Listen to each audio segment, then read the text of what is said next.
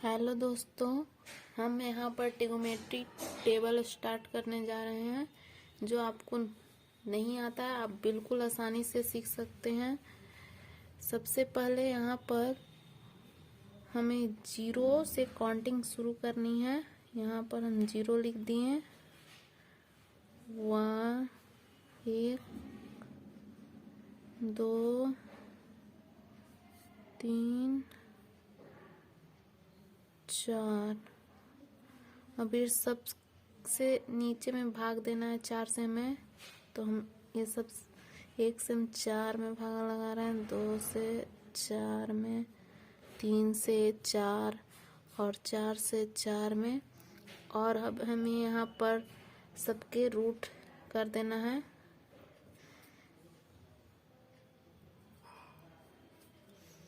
यहाँ पर सभी के रूट कर देना है। ये देखिए, ऐसे आप बिल्कुल आसानी से ट्रिग्नोमेट्री याद कर सकते हैं।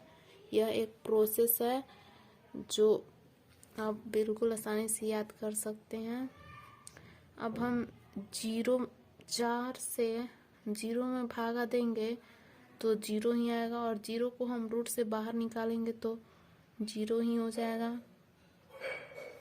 अब साइन 30 है, तो साइन 30 का मान निकालना है, तो 1 को हम रूट से बाहर निकालेंगे तो 1 ही हो जाएगा, और रूट 4 है नीचे जो बचा है। अब हम इसको बाहर निकालेंगे तो 2 हो जाएगा। तो साइन 30 का मान 1/2 हो गया। अब यहाँ पर हम साइन 45 का मान पता करेंगे।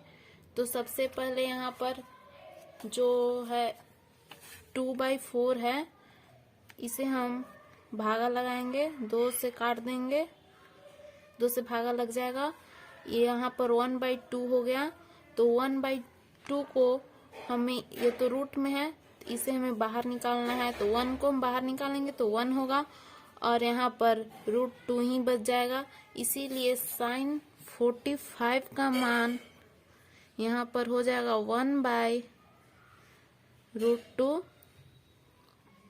1 चाहे तो आप इसे 1/√2 कर सकते हैं। साइन 60 का मान हमें पता करना है, तो यहाँ पर √3/4 है, तो √3/4 को हम बाहर निकालेंगे तो रूट यहाँ पर 3 ही बचेगा, और 4 को हम 4 को हम बाहर निकालेंगे तो यहाँ पर 2 हो जाएगा।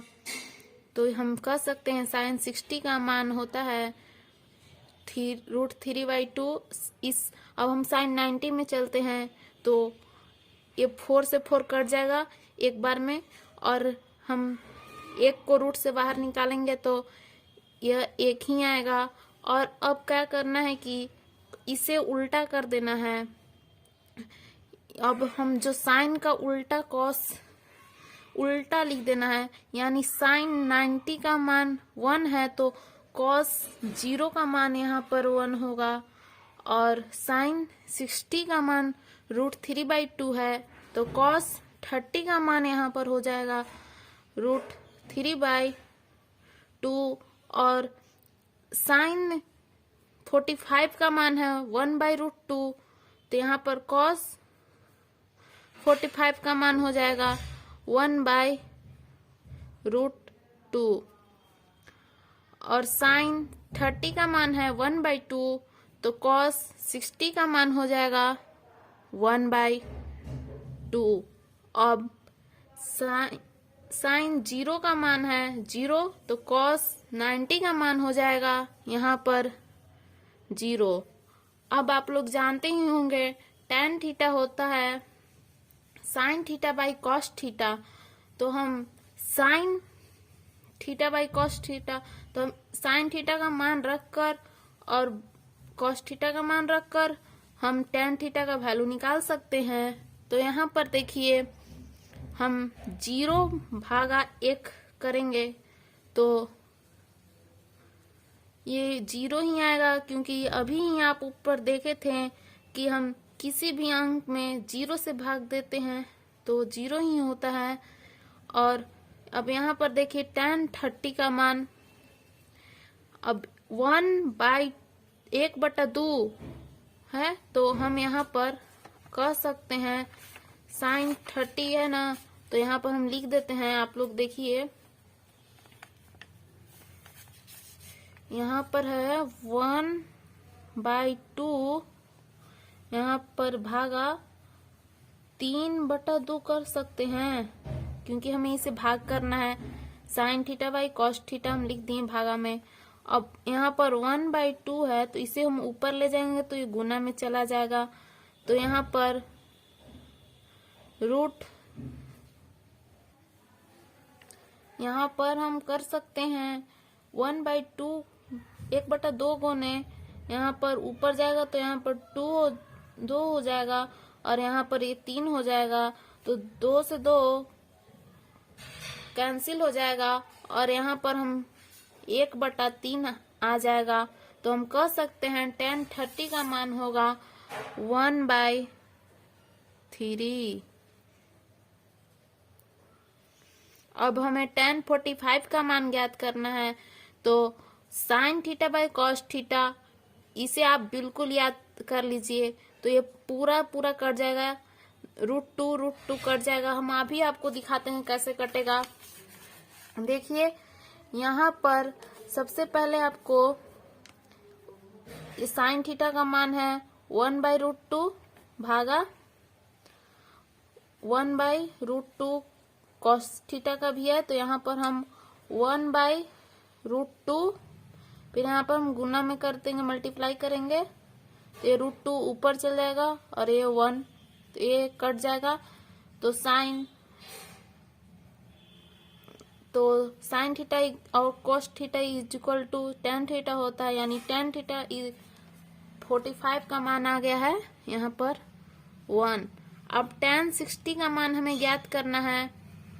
√3/2 और cos 1/2 tan थीटा होता है, तो हम यहाँ पर इसे भी भाग करते हैं। चलिए आप देखिए कैसे कर रहे हैं भाग। और यहाँ पर हम tan 60 का मान ज्ञात कर सकते हैं। यहाँ पर सबसे पहले √3/2 और फिर 1/2 कर दिए, तो यहाँ पर √3/2 गुने 2/1, 2 से 2 कैंसिल हो गया।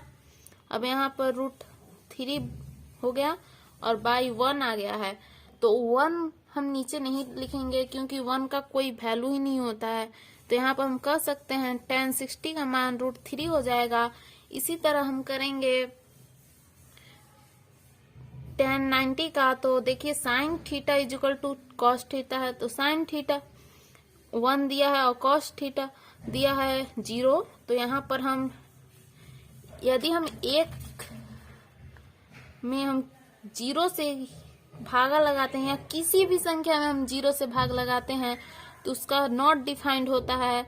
तो हम यहाँ पर लिख सकते हैं नॉट डिफाइंड, और यहाँ पर हम नॉट डिफाइंड का सिंबल ही दे रहे हैं। अब देखिए कॉसेक है, तो cos 0 का वैल्यू निकालना है, तो यह सीधे हम कह सकते हैं कि साइन का उल्टा कॉसेक होता है। तो चलिए अब 0 का हम उल्टा करेंगे, तो यहाँ पर अनडिफाइंड नॉट डिफाइंड होगा, तो हम नॉट डिफाइंड लिख दिए। और साइन, अब साइन 30 का उल्टा करेंगे तो cos 30 का वैल्यू आ जाएगा, तो cosec 30 का वैल्यू आ जाएगा। तो देखिए यह 1/2 है, तो हम इसे उल्टा करेंगे तो यहाँ पर 2 हो जाएगा, यानी हम कह सकते हैं cosec 30 इज इक्वल टू 2। अब साइन 45 का मान है 1/√2, तो इसे भी हम उल्टा करेंगे तो cosec 45 का मान ज्ञात हो जाएगा। तो इसे हम कह सकते हैं √2/1, तो हम यहाँ पर 1 नहीं लिखेंगे क्योंकि 1 का कोई मान नहीं होता है जब वो नीचे रहता है। अब देखिए साइन 60 का मान √3/2 है, तो हम cosec 60 का मान ज्ञात कर सकते हैं। तो ये भी उल्टा हो जाएगा, 2/√3 हो जाएगा, और यहाँ पर देखिए साइन 90 का मान 1 है, तो हम कोसेक 90 का मान 1 का उल्टा करेंगे। तो आप जानते ही होंगे कि 1 का उल्टा करेंगे तो 1 ही होगा। अब देखिए सेक होता है कॉसेक का उल्टा, यानी हम 1 कॉस 0 का मान है 1 डिग्री, तो हम सेक का मान निकाल सकते हैं। तो कॉसेक का मान 1 का उल्टा करेंगे तो यहाँ पर 1 हो जाएगा। और यहाँ पर कॉसेक 30 का मान है √3/2, तो यहाँ पर हम कह सकते हैं 2/√3। और यहाँ पर आप देख सकते हैं कॉसेक 45 का मान यहाँ पर 1/2 है, तो हम इसे भी उल्टा करेंगे तो यहाँ पर √2/1 हो जाएगा। तो 1 का कोई मान नहीं होता है। अब हम कॉसेक 60 का मान देखते हैं तो 1/2 है, तो सेक 60 का मान 2 हो जाएगा 2/1। तो हम नहीं से 1 नीचे 1 लिखेंगे। और यहाँ पर आप देख सकते हैं कॉसेक का 90 का मान है 0, तो 0 का उल्टा यानी अनडिफाइंड होगा, आप जानते ही हैं।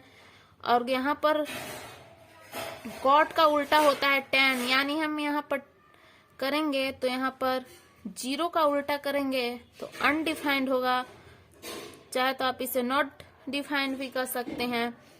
अब यहाँ पर tan 30 का मान 1/√3 है, तो cot 30 का मान उल्टा करेंगे तो √3/1 हो जाएगा, तो 1 को हम नहीं लिखेंगे। और यहाँ पर आप देख सकते हैं tan 45 का मान 1 है, और cot का यदि हम उल्टा करते हैं तो यहाँ पर भी 1 ही होगा। और tan 60 का मान √3 है, तो इसे हम उल्टा करेंगे तो 1/√3 हो जाएगा। और यहाँ पर हम कह सकते हैं cot 60 = 1/√3। और यहाँ पर tan 90 का मान अनडिफाइंड नॉट डिफाइंड है, तो यहाँ पर हम कह सकते हैं cot 90 का मान 0 होगा। Thank you. वीडियो अच्छा लगा होगा तो प्लीज लाइक और सब्सक्राइब करना ना भूलें।